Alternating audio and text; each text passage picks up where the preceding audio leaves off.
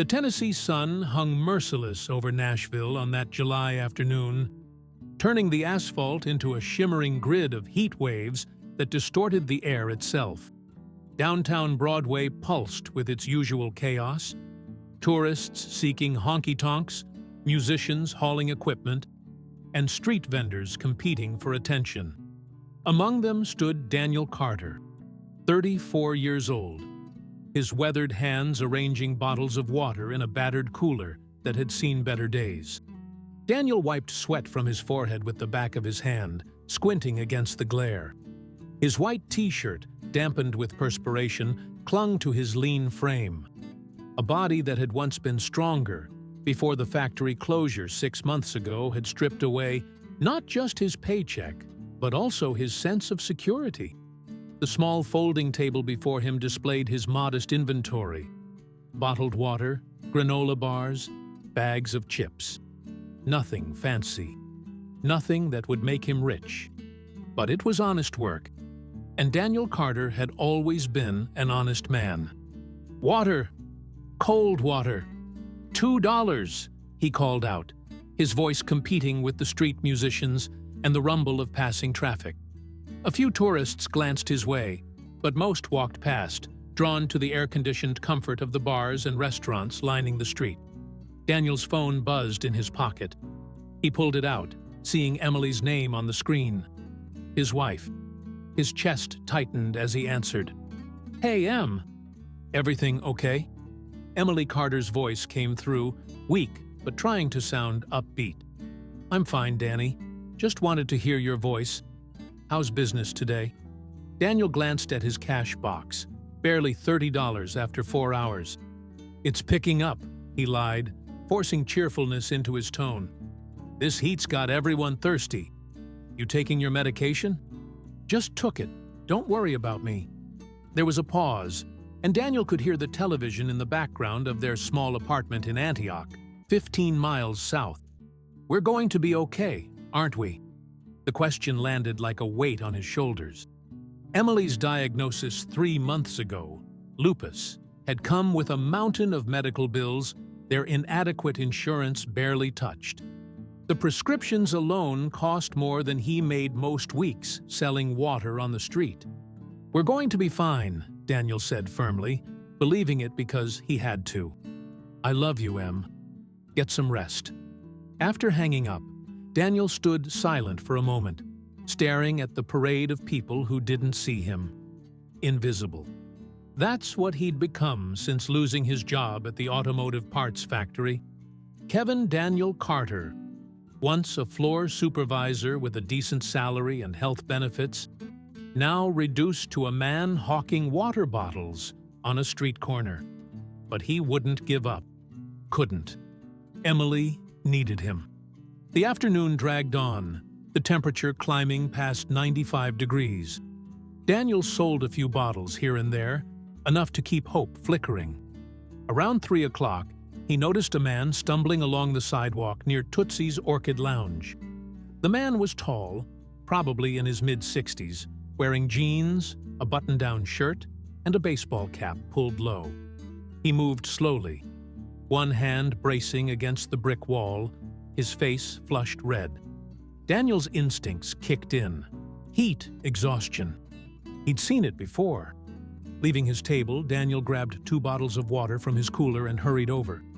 "Sir, you okay?" The man looked up, his blue eyes unfocused. "Just need a minute. This heat. Here, take this." Daniel twisted open a bottle and pressed it into the man's hand. "Drink slowly. There's shade right over there. Let me help you." Supporting the man's elbow, Daniel guided him to a recessed doorway that offered relief from the direct sun. The stranger drank gratefully, water dribbling down his chin. After a moment, color began returning to his face. "Thank you," the man breathed. "Thought I could make it to my car, but..." He reached for his wallet. "What do I owe you?" Daniel waved him off. "Nothing. Just make sure you're all right. You got someone you can call?" The man studied Daniel's face, something like surprise flickering across his features. "I'm okay now, thanks to you. What's your name?" Daniel Carter. Well, Daniel Carter, you might have just saved me from a very embarrassing headline. The man smiled slightly, extending his hand. Alan Jackson. Daniel shook his hand, the name registering but not quite connecting. Good to meet you, Mr. Jackson. You sure you're okay? Want me to call someone? Alan Jackson's smile widened. I'm sure. And I won't forget this kindness. He pulled out a $50 bill. Please, take it. Daniel hesitated, then shook his head. Can't take your money for giving you water, sir. Just glad you're feeling better. Something passed between them. A moment of mutual respect. Alan nodded slowly, pocketing his wallet. There aren't many people like you anymore. Thank you, Daniel. As Alan Jackson walked away with steadier steps, Daniel returned to his table, unaware that across the street, parked in front of the Bridgestone Arena, a black Mercedes S-Class sat with its engine idling. Inside, William Hartford, 72 years old and worth an estimated $3.4 billion, had watched the entire exchange through the tinted windows. Hartford leaned forward, his steel-gray eyes sharp despite his age. Did you see that, Jeffrey? Jeffrey Brennan, Hartford's personal assistant and driver for 20 years, nodded. Yes, sir. Gave him water without expecting payment. In this heat, when every bottle that man sells probably means whether he eats tonight. Hartford was quiet for a moment, his mind working. He'd built his fortune on reading people, on understanding character and potential. What he'd just witnessed wasn't a performance or a calculated gesture. It was genuine compassion from someone who clearly had little to spare. Find out everything about Daniel Carter, Hartford said quietly. I want to know who he is, what his situation is, and why a man selling water on the street just gave away his product without a second thought. Jeffrey pulled out his tablet. Right away, sir. As the Mercedes pulled into traffic, William Hartford glanced back at the street vendor organizing his table, completely oblivious to the attention he'd attracted. Hartford had made his fortune in real estate development, but his true passion had always been identifying potential in unexpected places. Buildings that others dismissed, neighborhoods that others overlooked, and people that society had rendered invisible. Daniel Carter had just become very visible indeed. Back at his table, Daniel counted his earnings as the afternoon waned. $47. Not enough, but it would have to do. He began packing up his supplies, his thoughts already on the bus ride home, on what he could cook for dinner with the $12 he'd allotted for groceries, on whether Emily had eaten lunch. He didn't notice the man in the expensive suit who'd been sitting at the outdoor cafe across the street for the past hour, taking notes on a tablet. Didn't see the photograph taken of him loading his cooler onto the small dolly he used to transport his supplies. Daniel Carter was focused on survival, on getting through one more day, on being strong for the woman who needed him. The sun was beginning its descent, painting the Nashville sky in shades of amber and rose, when Daniel finally headed to the bus stop. His shoulders ached, his feet throbbed, and exhaustion pulled at every muscle. But as he stood waiting for the number 17 bus, he thought about the man he'd helped today, Alan Jackson, whoever he was, and felt a small measure of satisfaction. At least he'd done something good. In a world that often felt indifferent to suffering, Daniel Carter had made a choice to care. He didn't know it yet, but that choice would change everything. The apartment Daniel and Emily Carter shared in Antioch was modest. A one-bedroom unit on the second floor of a complex that had been luxury in the 1980s, but now showed its age in peeling paint and creaking floorboards. But it was home, and Emily had done her best to make it warm with second-hand furniture, plants on the windowsill, and photographs of better times on the walls. Daniel climbed the stairs slowly that evening, his body protesting each step. The door wasn't locked. They'd learned to keep it open during the day so Emily wouldn't have to get up. and he entered to find his wife curled on the couch, wrapped in a blanket despite the heat. The air conditioner, which they ran sparingly to save money, hummed weakly in the window. "Hey, beautiful," Daniel said softly, kneeling beside her. Emily's face was pale, dark circles under her eyes, but she smiled when she saw him. "Hey, yourself." She reached up to touch his face. "You look exhausted. Just another day." He kissed her forehead. "You eat the sandwich I left?" "Most of it. I'm not very hungry." Emily's hand trembled slightly as she lowered it. The lupus had been attacking her joints lately, causing pain and stiffness. "How much did we make today?" Daniel pulled the crumpled bills from his pocket and counted them out on the coffee table. $47. Not bad for a Monday. They both knew it wasn't enough. The rent was due in 2 weeks. $950. The electric bill sat unopened on the counter. Emily's next rheumatologist appointment required a $50 copay they didn't have. But they'd learned not to dwell on the mathematics of impossibility. "Something funny happened today," Daniel said, settling onto the floor beside the couch. He told her about the man suffering from heat exhaustion, about giving him water, about the $50 he'd refused. Emily listened, her green eyes soft. "That's who you are, Danny. That's why I love you." "Can't take money for basic human decency," Daniel said, though part of him, the part that added up bills at 3 in the morning, whispered that $50 would have bought Emily's medication for almost a week.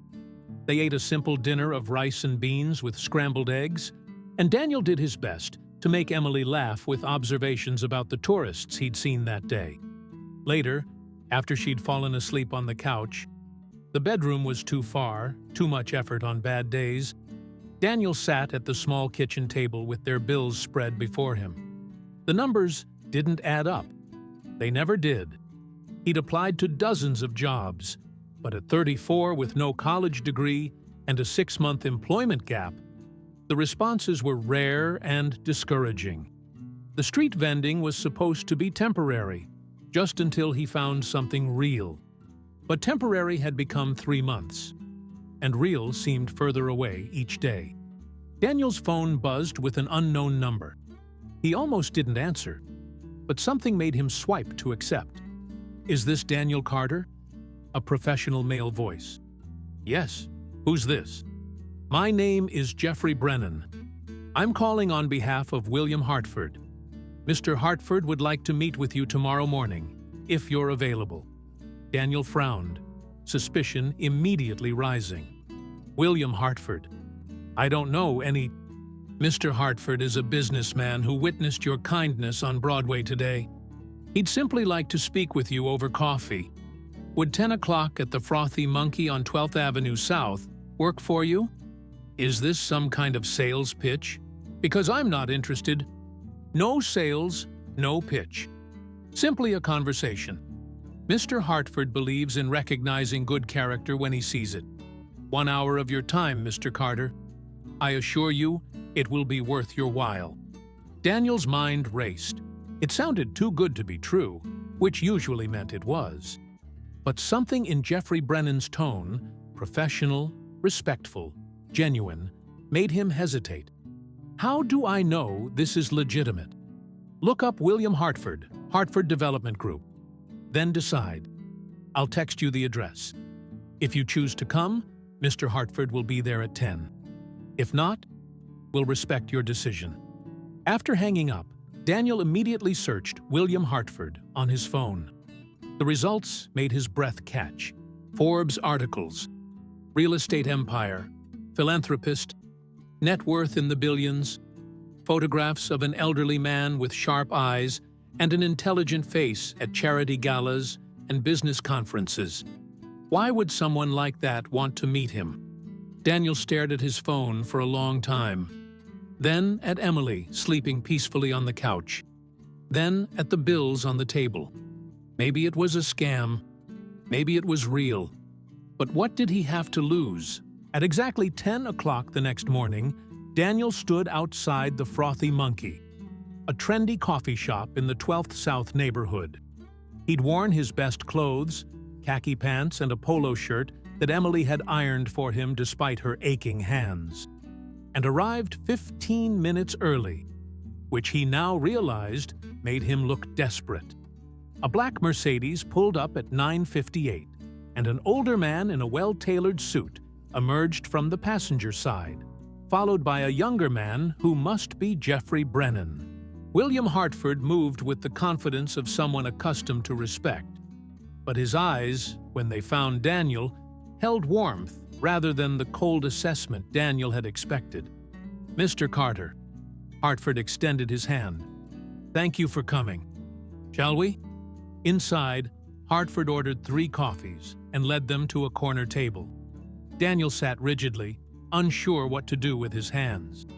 "I'll get straight to the point," Hartford began once they were settled. "Yesterday, I watched you help a stranger in distress. You gave away your product, something you depend on to survive, without hesitation or expectation of reward. Then you refused payment. Why?" Daniel blinked, caught off guard by the directness. "He needed help, that's all." "But you needed that money, didn't you?" "Not as much as he needed water in that moment." Daniel met Hartford's gaze. "With all respect, Mr. Hartford, why does that matter to you?" A small smile crossed Hartford's face. "Because character matters, Mr. Carter. I've spent 50 years in business, and I've learned that integrity is the rarest commodity of all. I make investments in properties, in companies, but most importantly, in people. And I'm interested in investing in you." Daniel's stomach tightened. "I don't understand." "Jeffrey has compiled a report on your situation. Lost your job when the all-state manufacturing plant closed. Wife's medical condition. Financial struggles. Yet there you were yesterday, giving away what little you had." Hartford leaned forward. "I want to offer you something. Not charity. I don't believe in charity as a solution. I believe in opportunity." "What kind of opportunity?" "I'm developing a new property management company focused on affordable housing. I need someone to run the community outreach program, someone who understands struggle, who has genuine compassion, who can connect with tenants facing hardship." Hartford paused. "The position pays $65,000 annually, with full health benefits. I'm offering it to you." Daniel felt the room spin. 65,000. Health benefits. It was more than he'd made at the factory. It was salvation. "But I don't have experience in property management or community outreach," Daniel said, his voice barely above a whisper. "No, but you have something better: authentic empathy and unshakable integrity. Those can't be taught. The rest? That's what training is for." Hartford pulled out a business card. "Think about it. Call Jeffrey by Friday with your decision." Daniel stared at the card, his mind reeling. "Mr. Hartford, Why me? There must be hundreds of qualified people." "There are hundreds of qualified people, Mr. Carter, but very few good ones, and even fewer who remain good when life has given them every reason not to be." Hartford stood, preparing to leave. "One more thing. The man you helped yesterday? That was Alan Jackson, the country music singer, worth approximately $90 million. When Jeffrey contacted his team to verify the incident, Mr. Jackson specifically asked to be kept informed about you. Apparently, you made quite an impression." As Hartford and Jeffrey left, Daniel sat alone with his coffee, the business card burning in his hand. His phone rang. Emily. "Danny? How did it go?" Daniel couldn't speak for a moment, emotion closing his throat. I think everything just changed." Daniel Carter spent the next 2 days in a state of suspended disbelief, the business card on his nightstand both a promise and a source of anxiety. $65,000. Health benefits. A real job. Not just survival, but a career. It seemed impossible, a mirage conjured by desperation. Yet Jeffrey Brennan's follow-up email had been professional and detailed, including information about the position, the company's mission, and a proposed start date. Emily had cried when he told her, clutching him with trembling hands. "Danny, this is an answer to prayer," she'd whispered. But Daniel wasn't a particularly religious man. He believed in work, in fairness, in treating people right. The idea that a simple act of decency could pivot their entire lives felt too much like fate. And fate had never been kind to people like him. On Wednesday morning, instead of heading to Broadway, Daniel took the bus to the downtown library. If this was real, if William Hartford was genuinely offering him this opportunity, then Daniel needed to understand what he was walking into. He spent 4 hours researching Hartford Development Group, reading articles about William Hartford's business philosophy, and studying affordable housing initiatives across the country. What he discovered surprised him. Hartford wasn't just another billionaire slapping his name on buildings. His developments integrated market rate and affordable units, invested in community spaces, and prioritized tenant stability over maximum profit. Several articles highlighted Hartford's unconventional hiring practices, seeking out individuals with lived experience rather than just credentials. Still, doubt gnawed at Daniel. What if he failed? What if he accepted the position and proved Hartford wrong, revealing himself to be nothing more than a street vendor who got lucky? The fear of inadequacy was almost worse than the fear of poverty. That afternoon, Daniel returned to his usual spot on Broadway, needing the familiar routine to settle his thoughts. He'd just set up his table when a voice called out, "Daniel Carter?" He turned to find a woman in her early 40s approaching, professional but warm, with auburn hair and an easy smile. She carried a coffee in one hand and a folder in the other. "Yes? I'm Patricia Donovan. I'm a social worker with Nashville Hope Services." She extended her hand. "Jeffrey Brennan contacted our organization yesterday. Mr. Hartford is consulting with us on his new affordable housing project, and Jeffrey thought we might be able to provide some context about the position he's offered you." Daniel shook her hand, cautious. "He sent you to convince me?" Patricia laughed. "Actually, no. He sent me to answer questions. I understand this is overwhelming. Mind if I buy you lunch?" They walked to a nearby sandwich shop, and over turkey clubs and iced tea, Patricia explained the reality of community outreach work, the challenges of connecting with struggling families, the balance between compassion and boundaries, the emotional toll of seeing people at their lowest. She didn't sugarcoat anything. "It's hard work," Patricia said. "You'll meet people in situations similar to what you've faced. You'll want to save everyone, and you'll learn quickly that you can't. But if you're the right person for this, and Jeffrey seems to think you are, you'll help more people than you can imagine." "How do you know if you're the right person?" Daniel asked. Patricia studied him. "Jeffrey told me what you did for Alan Jackson. You helped without thinking, without expectation. That's instinct, Daniel. That's who you are.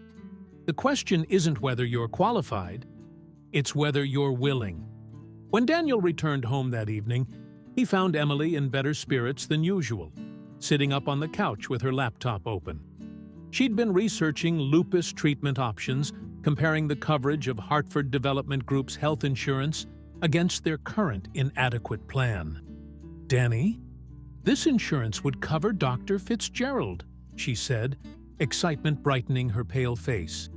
"She's supposed to be the best rheumatologist in Tennessee, but she's out of network for us now.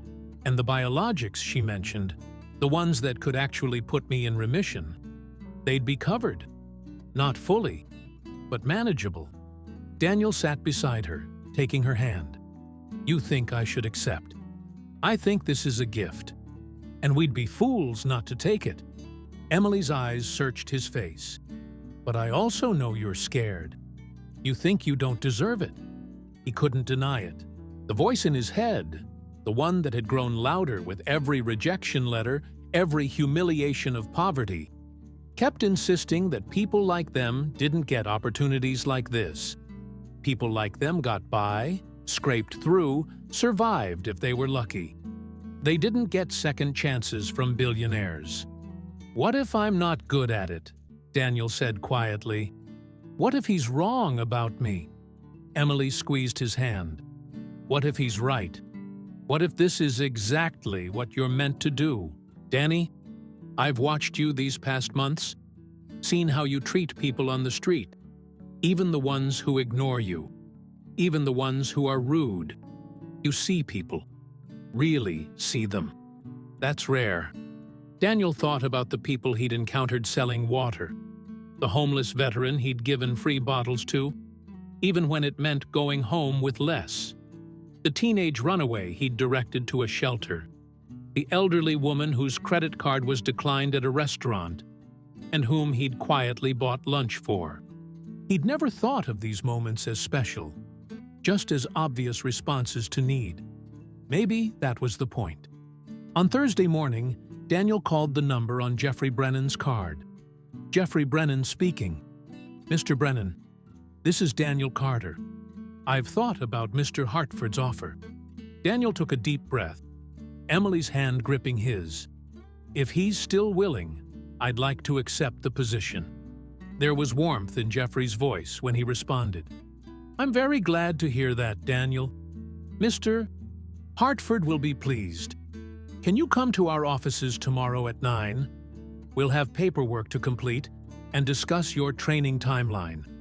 After hanging up, Daniel and Emily sat in silence, the magnitude of the moment settling over them. 4 days ago, Daniel had been selling water on a street corner, invisible to most of the world. Now, because he'd given a bottle of water to a stranger, his entire life trajectory had changed. "There's something I need to do," Daniel said suddenly. He grabbed his phone and, after some searching, found a contact form on Alan Jackson's official website. He typed carefully, "Mr. Jackson, this is Daniel Carter. We met on Broadway Monday when you weren't feeling well. I wanted to let you know that because of that moment, my life has changed in ways I'm still trying to understand. A man named William Hartford saw me help you, and he's now offered me a job that will allow me to care for my wife and help other people struggling like we've been. I don't know if you'll ever see this message, but I wanted to say thank you, not for what happened after, but for letting me help you. It reminded me that basic human decency still matters. I hope you're feeling better. Respectfully, Daniel Carter." He hit send, not expecting a response. Famous people didn't read messages from nobodies. But on Friday morning, as Daniel prepared to leave for the Hartford development offices, his phone chimed with an email notification. The sender, Alan Jackson Official. "Daniel, I don't often respond to fan mail personally, but Jeffrey Brennan is a friend and told me what Bill Hartford is doing for you. I want you to know that what happened Monday wasn't luck. You made a choice to help, and that choice revealed who you are. Bill Hartford is one of the best men I know, and if he sees something in you, it's there. Don't doubt yourself. Also, my team is organizing a small acoustic concert next month for some friends and supporters. Emily is welcome to come as my guest. We'd love to have you both. Stay in touch." Alan Daniel read the email 3 times, then showed Emily, whose eyes filled with tears. "This is real," she whispered. "This is really happening." The Hartford development offices occupied the 23rd floor of a downtown tower, all glass and modern aesthetics. Daniel felt out of place in his khakis and polo. But Jeffrey Brennan greeted him warmly and led him to a conference room where William Hartford waited. "Daniel." Hartford stood, shaking his hand firmly. "Welcome. Are you ready to begin?" What followed was 3 hours of discussion about the position's responsibilities, about Hartford's vision for the affordable housing project, about Daniel's training program. Hartford explained that Daniel would shadow Patricia Donovan for 6 weeks, attend workshops on tenant rights and resource navigation, and gradually take on his own caseload. "I won't lie to you," Hartford said as they reviewed the employment contract. "This job will be demanding. You'll face bureaucracy, limited resources, and people in crisis. But you'll also have the opportunity to make real, tangible differences in people's lives. That's what I'm offering. Not just a paycheck, but purpose." Daniel signed the contract with a hand that only trembled slightly. When he left the offices at noon, he walked through downtown Nashville with a new identity badge in his pocket and a start date 3 weeks away. 3 weeks to transition from street vendor to community outreach coordinator. 3 weeks for Emily to see the new specialist. 3 weeks to adjust to the reality that their lives had fundamentally changed. As he walked, Daniel passed his usual spot on Broadway. Someone else was there now, a young man selling bottles of water from a cooler, calling out to tourists. Daniel stopped, watching for a moment, then approached. "Hey, how's business today?" The young man looked up, wary. "Slow. Why?" Daniel pulled out his wallet and handed him a 20. "For the water. All of it. Give it away to anyone who looks like they need it." The vendor stared at the bill. "Man, are you serious?" "Completely. Just help people. You never know what might happen." As Daniel walked away, he didn't see the young man's confusion turn to curiosity. Didn't know that the vendor would spend the afternoon doing exactly what Daniel suggested, giving away free water, and wondering about the strange man who'd made it possible. But Daniel understood something now that he hadn't 4 days ago. Kindness wasn't just moral, it was transformative. Not because it guaranteed reward, but because it created connections, ripples of human decency that spread in ways no one could predict. He'd helped a stranger in the heat. A billionaire had noticed. And now, Daniel Carter, former factory worker and street vendor, was becoming someone new. Someone who could help others find their own second chances. The weight of opportunity was heavy, but for the first time in months, Daniel felt strong enough to carry it. The 6 weeks of training passed in a blur of information, emotion, and gradual transformation. Daniel shadowed Patricia Donovan through home visits, resource fairs, and crisis interventions, absorbing not just procedures, but philosophy, the delicate balance between offering support and enabling dependence, between empathy and professional boundaries, between seeing patterns and seeing individuals. "Every person you meet is carrying a story," Patricia told him during their second week as they drove to meet a single mother facing eviction. "Your job isn't to fix the story, it's to help them find the tools to write the next chapter." Daniel met families drowning in circumstances beyond their control: job losses, medical crises, domestic violence escapes, generational poverty. He learned about housing vouchers and utility assistance, food banks and legal aid, the maze of social services that was both lifeline and labyrinth. More importantly, he learned to listen, truly listen, to the voices of people society had stopped hearing. The work was harder than selling water in the heat. It required parts of himself Daniel hadn't known existed: patience when frustrated with bureaucracy, calm when confronted with anger born of desperation, hope when faced with seemingly impossible situations. But Patricia had been right. Daniel had the instinct for it. He could sit with a struggling veteran and find common ground in economic displacement. He could talk to a young mother about maintaining dignity while accepting help because he'd lived that tension himself. Meanwhile, Emily's health began to improve under Dr. Fitzgerald's care. The new medications were working, reducing inflammation and pain, returning color to her cheeks and strength to her limbs. Watching his wife move through their apartment without wincing, hearing her laugh without it dissolving into coughs, these became Daniel's measures of success more than any professional achievement. They'd moved to a better apartment, still modest, still in Antioch, but with 2 bedrooms, reliable air conditioning, and windows that actually closed properly. Emily had decorated it carefully with second-hand finds and thrift store treasures, making it feel like a fresh start rather than just a different address. One evening in early September, as Daniel reviewed case files at the kitchen table, Emily approached with her laptop. "Alan Jackson's concert is this Friday," she said, excitement and nervousness mingling in her voice. "Are we really going?" Daniel had almost forgotten. The invitation had seemed surreal when it arrived. 2 tickets to an intimate performance at a private venue, a handwritten note from Alan thanking Daniel again and expressing genuine interest in hearing how things were going. "We're really going," Daniel confirmed, setting down his pen. "Think you're up for it?" Emily's smile was radiant. "Danny, 3 months ago I could barely walk to the bathroom. Now you're asking if I can go to a concert? Yes, I'm up for it." The venue Friday evening was the Bluebird Cafe, legendary in Nashville for its acoustic performances and industry showcases. Daniel and Emily arrived to find an intimate space with perhaps 100 people, a mix of industry professionals and what appeared to be friends and family. They felt out of place until a staff member guided them to a reserved table near the front. "Mr. Carter? Ms. Carter?"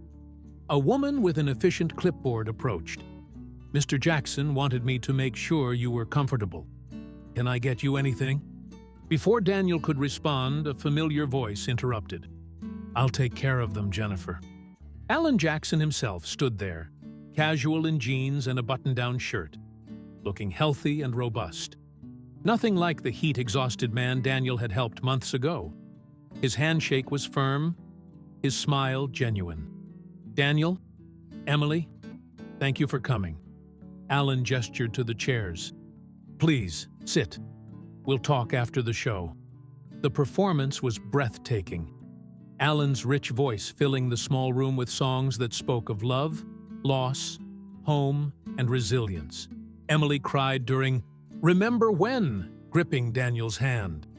Looking around, Daniel saw others equally moved, some mouthing lyrics, others with eyes closed, all connected by music's universal language.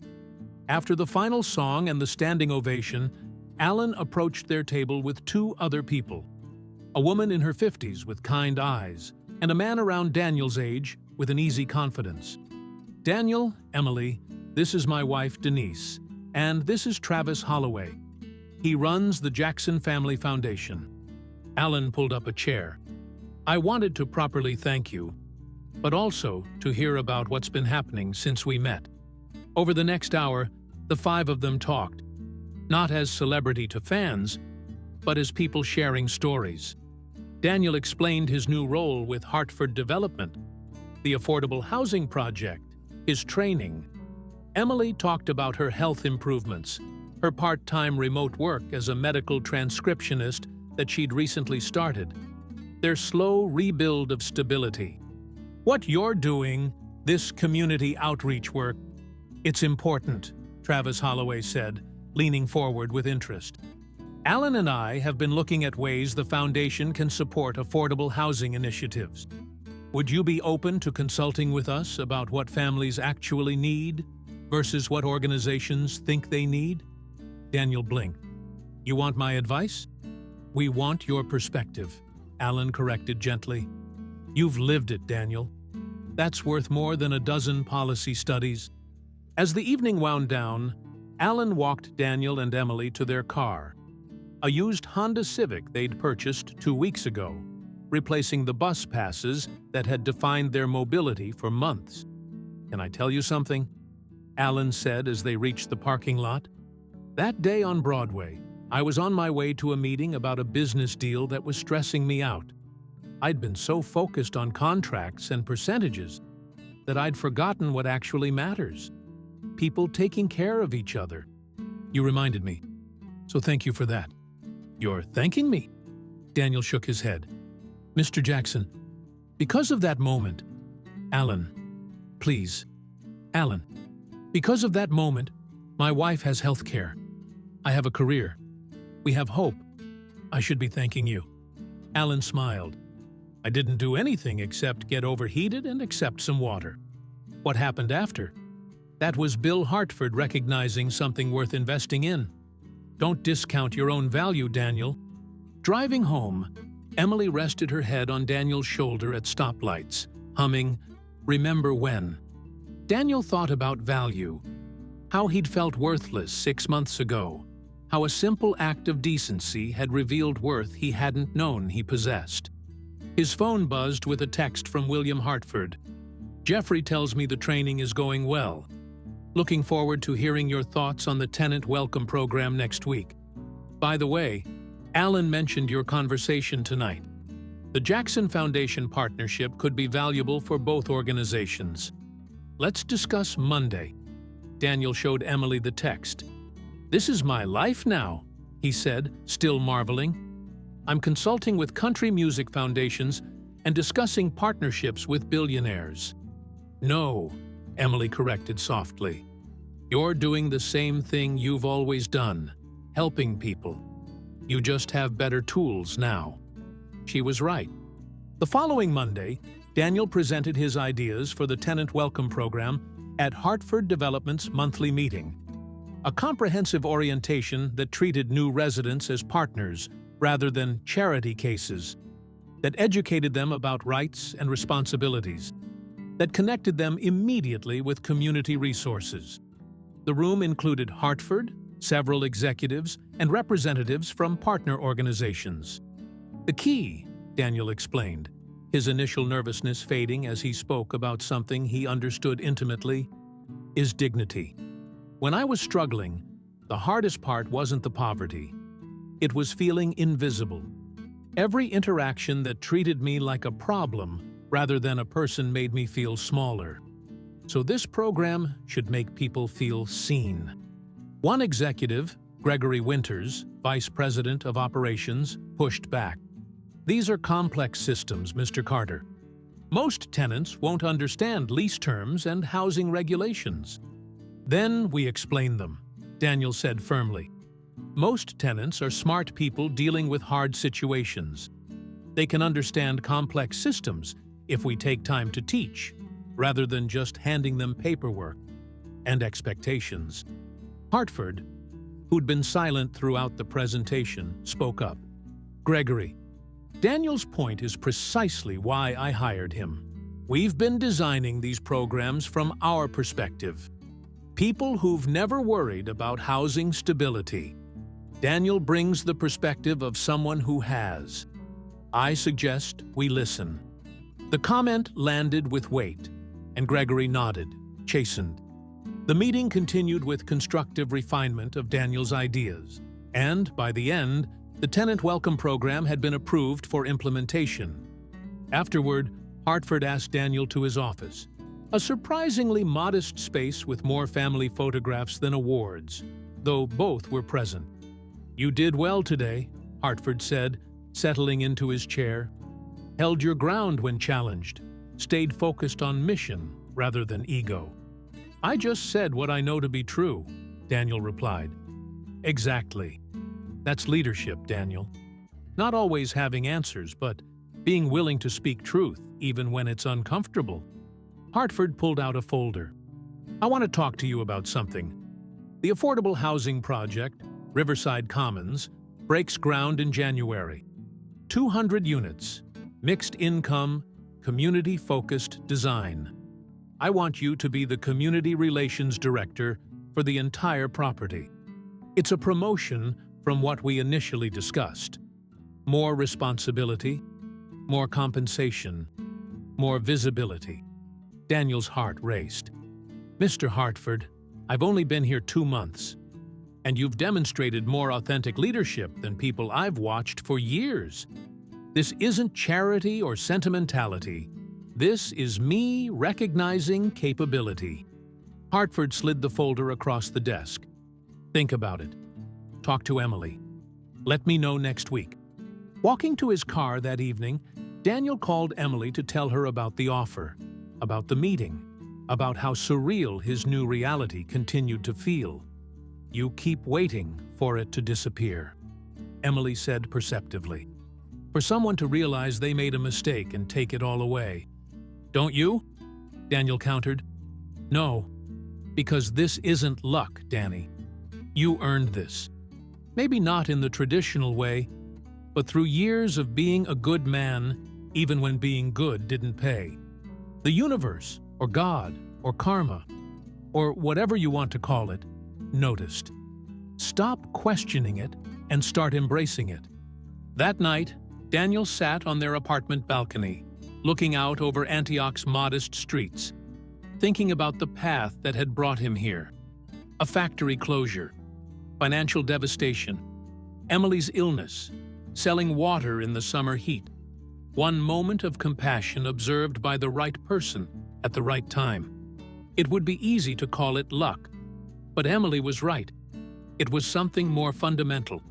Character revealed in crisis. Integrity maintained despite cost. The slow accumulation of small choices that defined who a person truly was. Daniel pulled out his phone and texted William Hartford. "I accept the position. Thank you for seeing something in me that I'm still learning to see in myself." The response came quickly. "I saw what was always there, Daniel. Now help others see it in themselves. That's the real job." As autumn settled over Nashville, Daniel Carter stepped fully into his new identity. Not as a street vendor who got lucky, but as a professional dedicated to helping others find the stability and dignity he'd recently reclaimed. The foundation was built. Now came the work of building upward. 6 months into his role as Community Relations Director for Riverside Commons, Daniel stood at the construction site watching the first residents tour their future homes. The building rose 6 stories, brick and glass, modern but warm, designed with input from future tenants. An unprecedented approach that Hartford Development had embraced at Daniel's insistence. People take better care of spaces they helped create, Daniel had argued in the planning meetings. Give them ownership from the beginning. Now, watching a single mother named Jasmine Hughes walk through her unit with her 2 children, seeing her face transform as she realized the bedroom would be theirs alone, not shared with siblings or relatives, Daniel understood the power of what they were building. This wasn't just housing. It was possibility. Patricia Donovan, who transitioned to working part-time with Hartford Development as a consultant, stood beside him. "You've done something special here, Daniel. This model, it's already being studied by housing advocates across the state." "We did something special," Daniel corrected. "I just brought lived experience. You brought expertise. Hartford brought resources. That combination is what makes it work." The tenant selection process had been Daniel's greatest challenge and proudest achievement. Instead of purely income-based qualification, they'd implemented a holistic review that considered circumstances, barriers, and potential, the same way William Hartford had evaluated Daniel himself. They'd prioritized families transitioning from homelessness, domestic violence survivors, veterans, and working people whose wages couldn't keep pace with Nashville's soaring rent prices. Among the first residents was Derek Phillips, a 41-year-old veteran Daniel had met during outreach at a shelter. Derek had served 2 tours in Afghanistan, returned home with PTSD, lost his marriage and then his job, and spent 3 years cycling through shelters and temporary housing. Traditional applications rejected him for poor credit and spotty employment history. Daniel had advocated for him personally. "You see this?" Derek approached Daniel now, gesturing at the unit behind him. "I haven't had my own place in 4 years. 4 years, man. And you made this happen." "You made this happen," Daniel replied firmly. "You stayed clean. You engaged with the VA services. You showed up. I just opened a door. You walked through it." Derek's eyes glistened. "I'm gonna make you proud, brother. You already have." These moments, seeing people transition from crisis to stability, fueled Daniel through the difficult aspects of the job. Because there were difficult aspects. Not every story had a happy resolution. Some tenants struggled with the responsibility of housing, fell back into old patterns, or faced obstacles that even the best support couldn't overcome. Daniel learned to celebrate successes while accepting limitations, to offer help without taking responsibility for outcomes he couldn't control. Emily, now in strong remission and working full-time as a medical transcription supervisor, often joined Daniel at Riverside Commons events. She'd developed a rapport with several tenants, particularly the women managing chronic illnesses while raising children. Her openness about her own lupus journey created connections that transcended the typical service provider-client dynamic. "You know what they need most?" Emily told Daniel after a women's support group meeting she'd organized. "They need to see someone who's been where they are and come out the other side. That's why your story matters so much, Danny. It's proof that circumstances can change." Daniel had resisted making his story public at first, uncomfortable with anything that felt like self-promotion. But when local media began covering Riverside Commons as an innovative, affordable housing model, Hartford had encouraged him to share his background. "It's not bragging," Hartford had said. "It's inspiration, and it demonstrates why our approach works, because we understand struggle from the inside." The resulting profile in The Tennessean, From Street Vendor to Housing Advocate, How One Act of Kindness Changed Everything, had brought unexpected attention. Daniel received messages from across the country, from people in similar situations seeking advice, from housing advocates wanting to learn about their model, from individuals simply wanting to share their own stories of struggle and resilience. One message came from Lawrence Mitchell, a policy analyst with the Tennessee Housing Development Agency, proposing a collaboration on a statewide affordable housing initiative. Another came from Jennifer Callahan, CEO of a nonprofit serving homeless youth, asking if Daniel would join their advisory board. Each opportunity expanded Daniel's influence and understanding.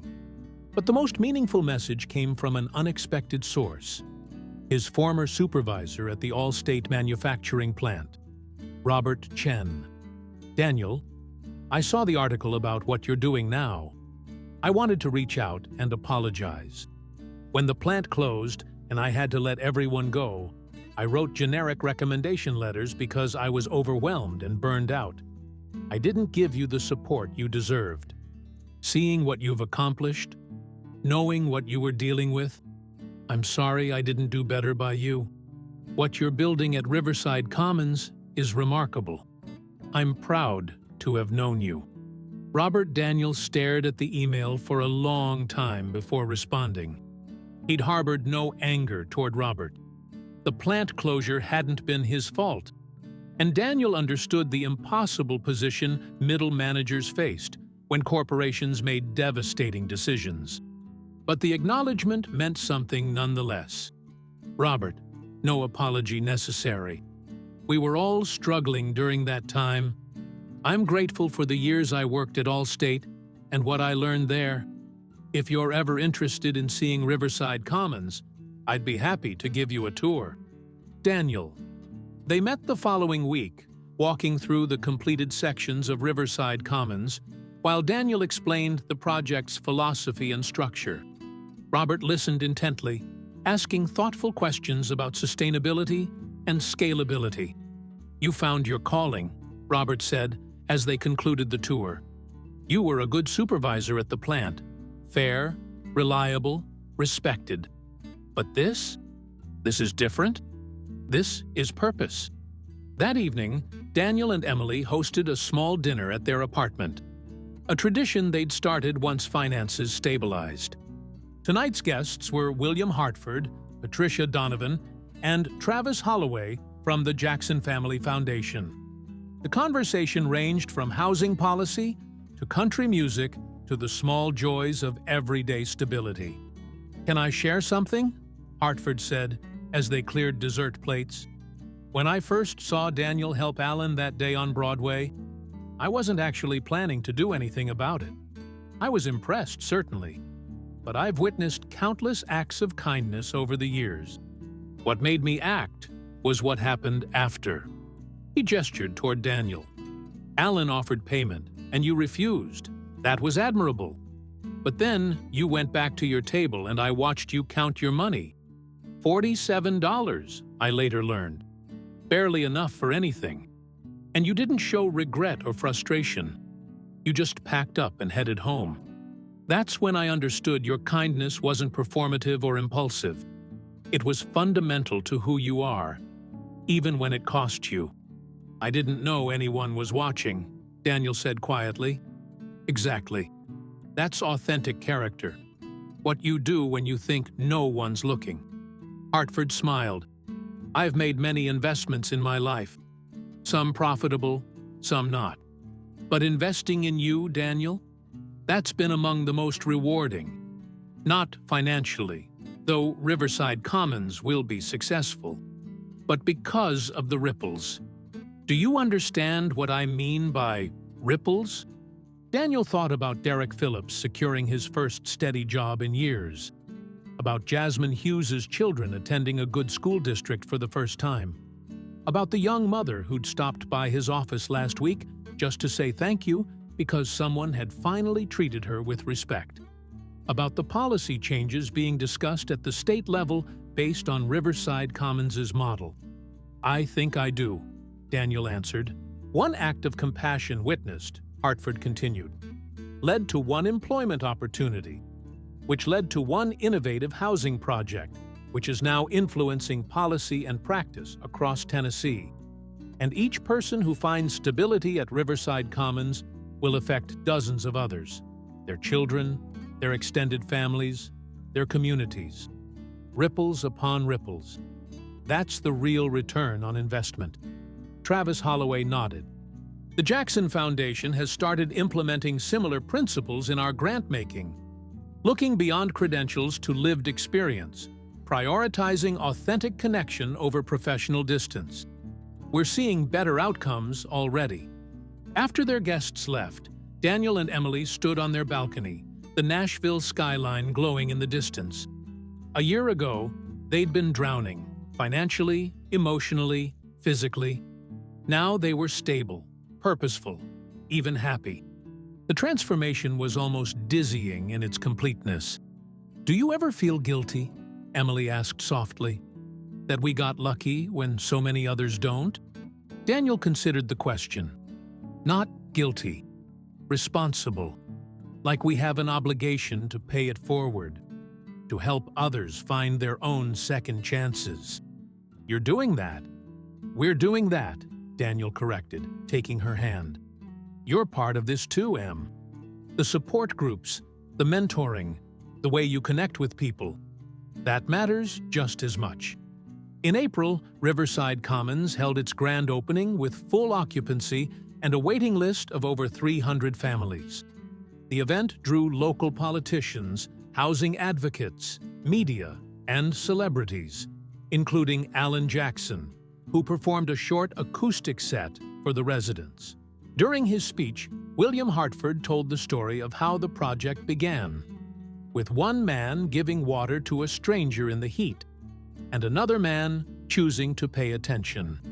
"Daniel Carter represents what I've always believed about investment," Hartford told the crowd gathered in Riverside Commons' community center, "that the greatest returns come not from exploiting need, but from recognizing potential and providing opportunity. Every person here today, every resident, every staff member, every partner organization, you're all part of proving that compassion and good business aren't mutually exclusive." Daniel stood to the side, uncomfortable with the attention but understanding its purpose. This wasn't about celebrating him, it was about celebrating a model, a possibility, a different way of approaching affordable housing that centered human dignity. After the formal program, as residents mingled with guests and explored the community spaces, the playground, the community garden plots, the computer learning center, Daniel found himself approached by a young journalist from Nashville Public Radio. "Mr. Carter, I'm doing a piece on alternative pathways to professional success. Would you be willing to talk about your journey from street vendor to housing director?" Daniel hesitated, then nodded. "As long as we talk about the systems that create need for people like me, not just the feel-good narrative of one person getting lucky." The resulting interview, which aired 2 weeks later, struck exactly that balance.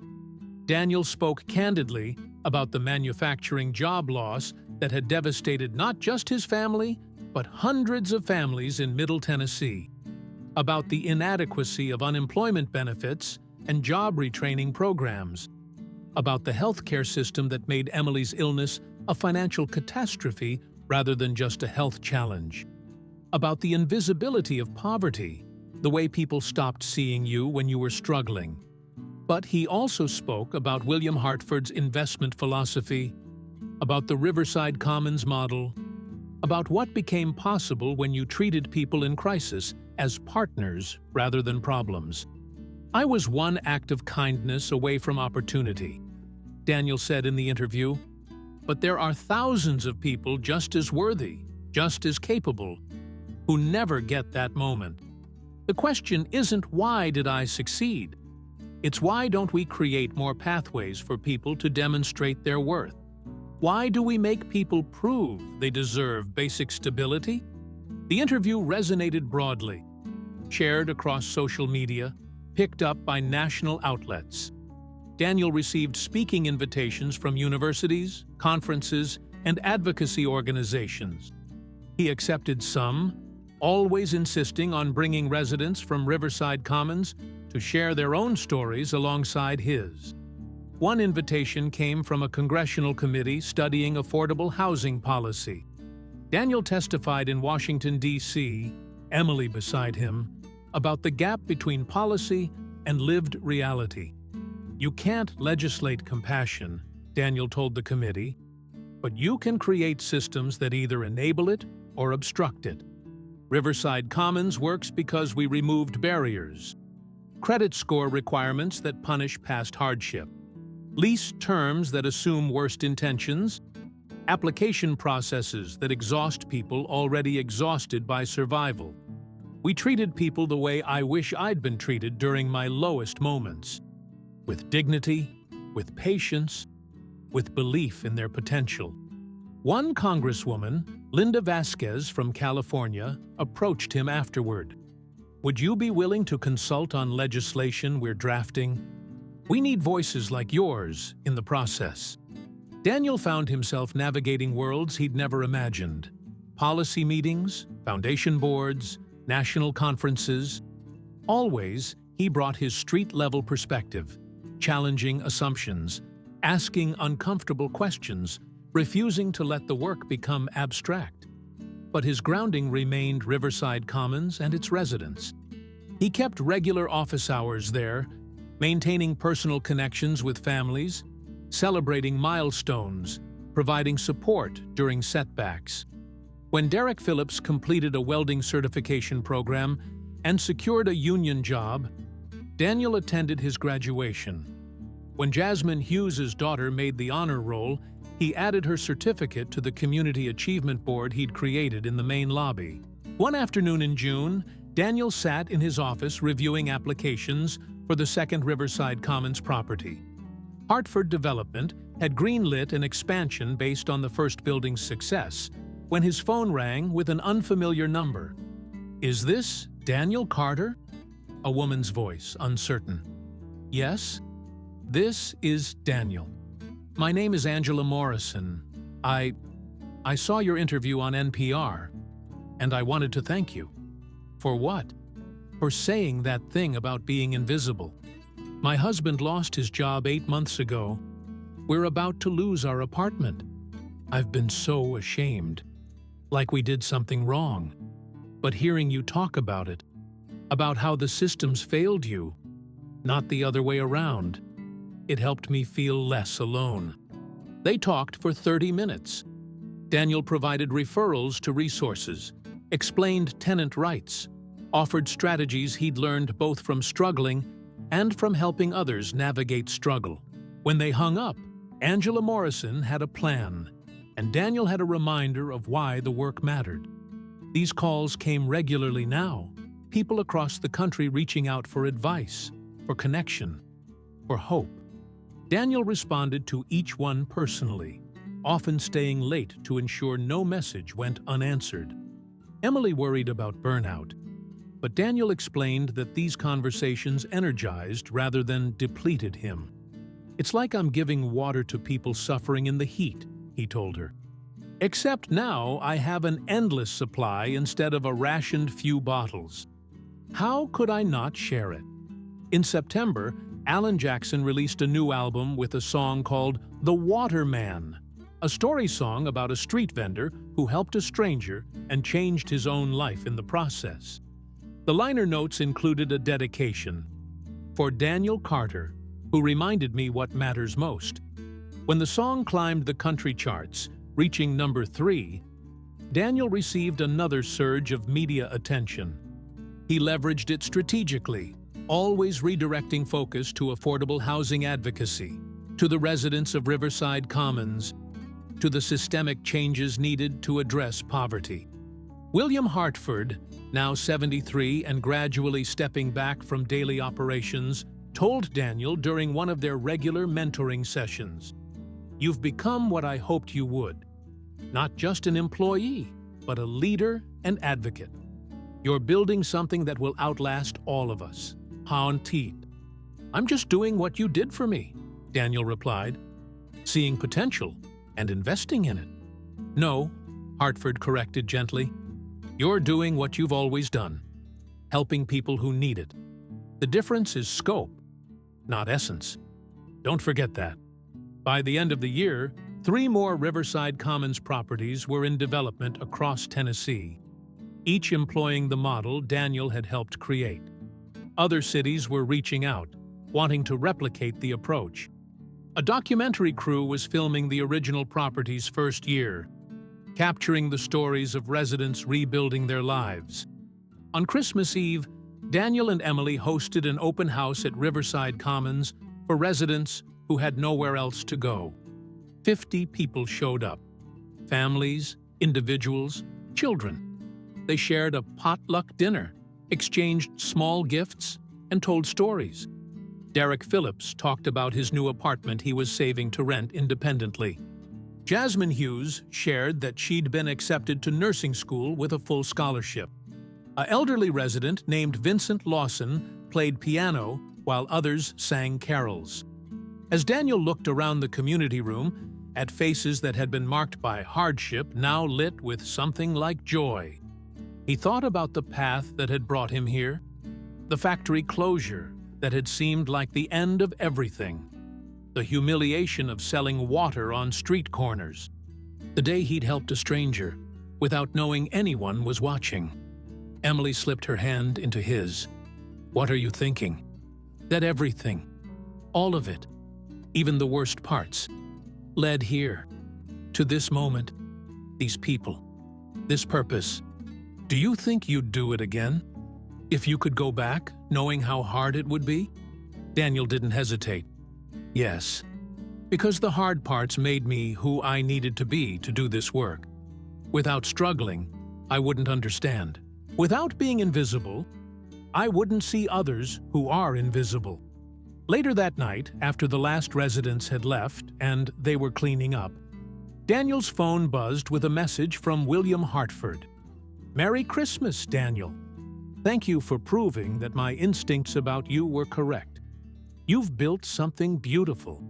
Daniel responded, "Thank you for seeing me when I was invisible, for investing in potential instead of just credentials. You changed my life, and through that, you've changed hundreds of others. Merry Christmas." As they drove home through Nashville's decorated streets, Daniel thought about ripples, how a bottle of water given freely had created waves that kept expanding, How William Hartford's investment in one struggling vendor had become investment in an entire community. How one policy conversation had influenced legislation. How one interview had encouraged struggling people across the country. The story could have ended differently. Hartford might not have been watching that day. Daniel might have sold the water instead of giving it away. Alan Jackson might not have mentioned the incident to Jeffrey Brennan. Any number of small variables could have prevented this outcome, but they hadn't. And Daniel had learned to stop questioning why he'd been lucky enough to get his second chance, and instead focus on creating second chances for others. Because that was the real lesson.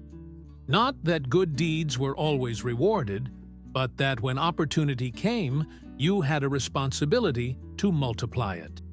18 months after selling his last bottle of water on Broadway, Daniel Carter stood in front of 500 housing advocates at the National Affordable Housing Conference in Chicago, delivering the keynote address.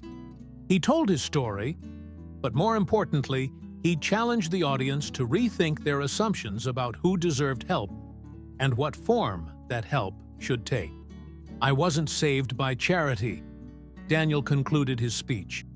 "I was empowered by investment, by someone who saw my character and gave me tools to build on it." That's the model we need. Not handouts that create dependency, but partnerships that create possibility. Every person struggling in our communities right now has potential. Our job isn't to rescue them. It's to recognize them, invest in them, and step back while they build their own success. The standing ovation lasted 3 minutes. Afterward, dozens of advocates approached him, wanting to collaborate, to learn, to replicate the Riverside Commons model in their communities. Daniel exchanged contact information, made commitments, built networks. That evening, he called Emily from his hotel room. "I miss you. I miss you too. How did it go?" "Good, really good. But I keep thinking, there are so many people doing this work, fighting these fights. And I'm getting attention just because my story is compelling." "Your story is compelling," Emily said. "But that's not why you're getting attention.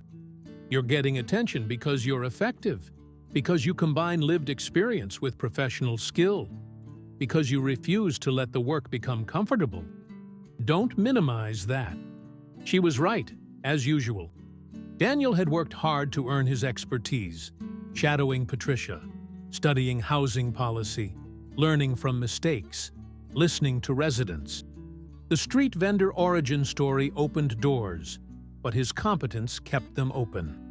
By the time Daniel returned to Nashville, inquiries from 3 new cities were waiting: Atlanta, Louisville, and Birmingham, all wanting to develop Riverside Commons-style properties. Hartford Development was expanding to meet the demand, and William Hartford had made Daniel a partner in the new division focused exclusively on affordable housing innovation.